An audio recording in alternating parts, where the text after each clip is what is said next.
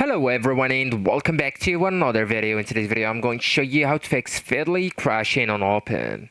So if your app crashes immediately when you open it, it's usually caused by app bugs, corrupted cache or device issues. So actually guys, at first you will need just to force close the app at first and then just reopen it. And how so? You will need just to open the recent apps and just swipe up the app just like that, so that way you will close the app completely from the recent apps and from your device, and then just wait a few seconds and open it again.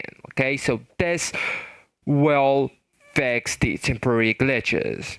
Also guys, I really advise to restart your phone, so just turn off your phone, wait 30 seconds and turn it back on. That will clear the memory issues causing crashes as a result. Also guys, I really advise you to check for an update. So all you need to do is to go with your store, Google Play Store if you're on Android. I'm right here on the iOS, so I will go with the App Store and just look for Feedly.